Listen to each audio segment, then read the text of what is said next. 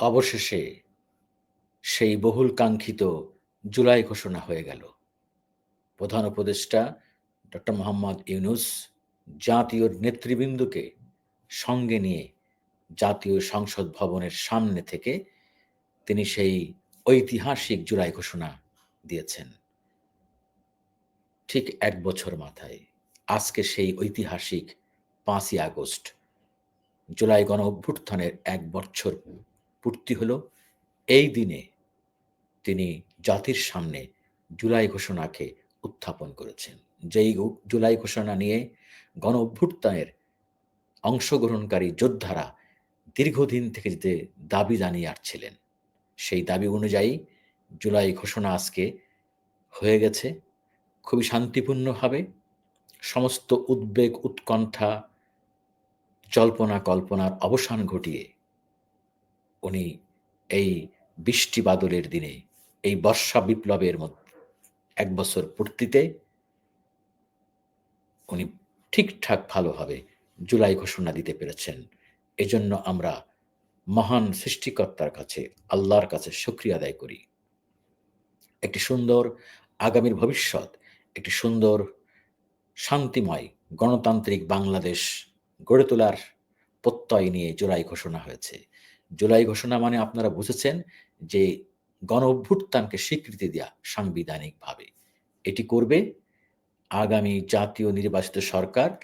নির্বাচিত হয়ে তারা এই জুলাই ঘোষণাটাকে সংবিধানে, আইনের মাধ্যমে তারা এটি প্রতিস্থাপন করবে, সন্নিবেশিত করবে। এটি ছিল প্রত্যাশা। মানে স্বীকৃতি দেয়া হলো। জাতীয়ভাবে এই জুলাই ঘোষণাকে স্বীকৃতি দেয়া হলো।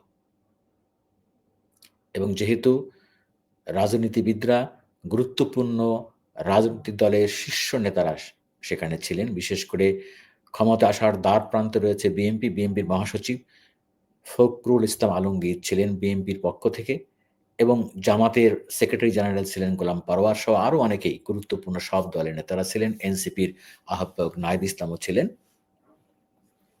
আমরা আজকের এই দিনে এটাই প্রত্যাশা করতে চাই যে বাংলাদেশ সমস্ত ষড়যন্ত্রকে মোকাবেলা করে সবার সাথে সদ্ভাব, সুসম্পর্ক বজায় রেখে, মর্যাদাপূর্ণ সম্পর্ক ঠিকঠাক রেখে বাংলাদেশ তার অভীষ্ট লক্ষ্যে পৌঁছে যাক, এবং সকল দল মত নির্বিশেষে দেশপ্রেমে উদ্বুদ্ধ হয়ে আমরা একটি আগামীর সুন্দর ভবিষ্যৎ নির্মাণ করতে আমরা যে যেখানে আছি সেখান থেকেই আমরা ভূমিকা রাখি।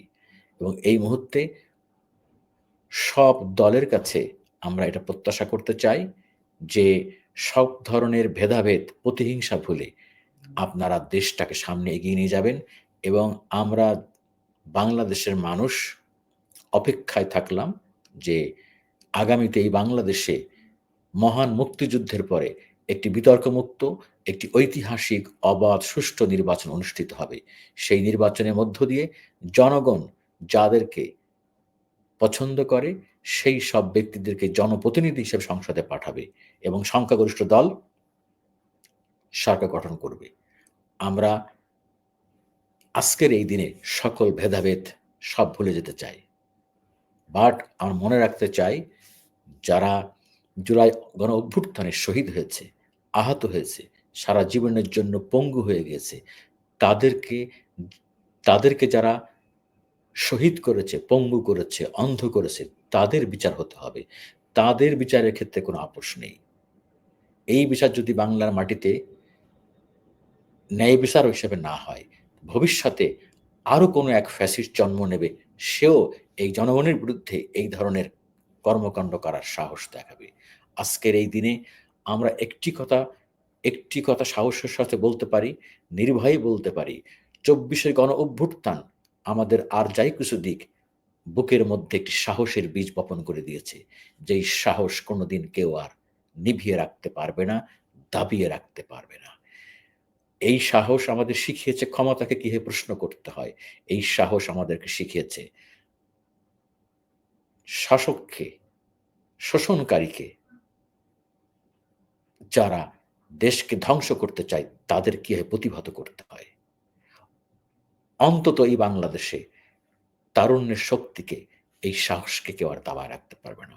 ভবিষ্যতে যদি আওয়ামী লীগের মতো, শেখ হাসিনার মতো কোনো স্বৈরশাসক তৈরি হতে চায়, ভবিষ্যতে যদি বাংলাদেশে কেউ ফ্যাসিস্ট হওয়ার স্বপ্ন দেখে, দুঃস্বপ্ন দেখে, সেটি কোনোভাবে সফল হবে না।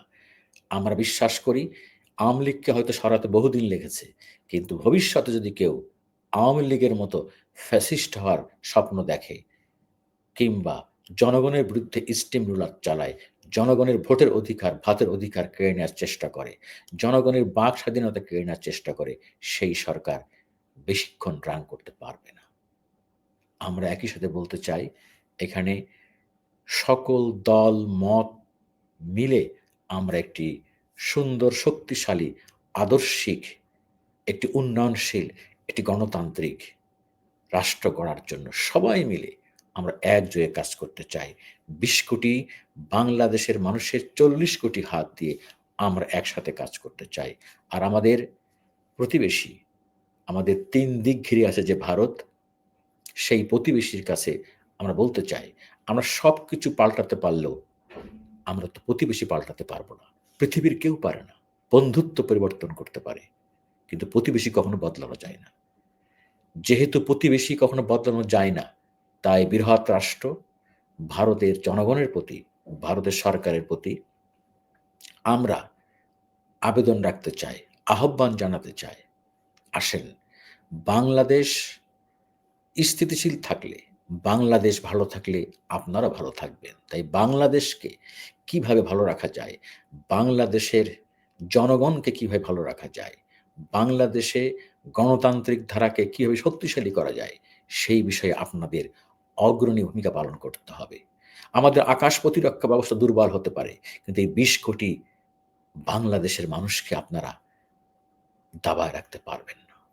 আমরা মনে করি দেশ স্বাধীনের পর আপনারা মুক্তিযুদ্ধে আপনাদের অসম্ভব ভূমিকা ছিল। আপনারা সহায়তা করেছেন, এজন্য আমরা কৃতজ্ঞ। কি আপনাদের উদ্দেশ্য ছিল সেটা আমরাও জানি, আপনারাও জানেন। কিন্তু আমরা বলতে চাই, মুক্তিযুদ্ধে ভারতের সহায়তায় আমাদের মুক্তিকামী জনতা, আমাদের মুক্তিযোদ্ধারা জয়লাভ করে এনেছে। বাট স্বাধীনতার পর আপনারা বাংলাদেশকে নিয়ে যেই খেলা করেছেন, বাংলাদেশকে যে ব্যবহার করতে চেয়েছেন, ব্যবহার করেছেন। বিশেষ করে আওয়ামী লীগ সরকারকে যেভাবে আপনারা জোর করে ক্ষমতায় রেখেছেন, ব্যবহার করেছেন। এই নীতি থেকে আপনারা সরে আসেন। আসেন, আমরা পাশাপাশি দেশ, বন্ধুপ্রতিম দেশ। আমাদের ভাষা, সংস্কৃতি প্রায় সবকিছুই কাছাকাছি একই। আমরা মিলেমিশে থাকি যার, যার দেশে, আর যার, যার মর্যাদা, যার, যার সার্বভৌমত্ব, স্বাধীনতা নিয়ে আমরা বন্ধুপ্রতিম প্রতিবেশী হয়ে থাকি। কেউ কারো কোনো বিষয়ে হস্তক্ষেপ না করি। আপনি আপনার মতো বড় হন, আমি আমার মতো বড় হই। কেউ টেনে ধরার চেষ্টা করবেন না, কাউকে নিয়ন্ত্রণ করার চেষ্টা করবেন না। আমরা চাই ভারতের শুভবুদ্ধি উদয় হবে, তারা বাংলাদেশের সাথে বন্ধুত্বপূর্ণ সম্পর্ক বজায় রাখবে। তারা বাংলাদেশের অযাচিত হস্তক্ষেপ করবে না। এই জুলাই গণঅভ্যুত্থানের ১ বছর পূর্তিতে তারা সত্যিকারের একটি বন্ধুপ্রতিম প্রতিবেশীর মতো ভূমিকা রাখবে এবং বাংলাদেশের বেশিরভাগ মানুষ যা চায়, বাংলাদেশের বেশিরভাগ মানুষ যেই স্বপ্ন দেখে, সেই স্বপ্ন বাস্তবায়নে, সেই চাওয়ার প্রতি তারা সম্মান দেখাবে। বিশেষ করে আমার ভিডিওর শেষ লাইনে একটি কথা বলতে চাই। ভারতকে বাংলাদেশের গণতন্ত্রকে শক্তিশালী করার জন্য মুক্ত হস্তে, নিঃশর্তে এগিয়ে আসতে হবে। তাহলেই ভারত আমাদের সত্যিকার অর্থেই বন্ধুপ্রতিম রাষ্ট্র হবে। আসেন, সকল ভেদাভেদ ভুলে, সকল ষড়যন্ত্র ভুলে, সকল প্রতিহিংসা ভুলে আমরা কাঁধে কাঁধ মিলিয়ে কাজ করি। সকল দল মত মিলে আমরা একটি শক্তিশালী, স্বাধীন, গণতান্ত্রিক বাংলাদেশ গড়ে তুলি। আল্লাহ হাফেজ।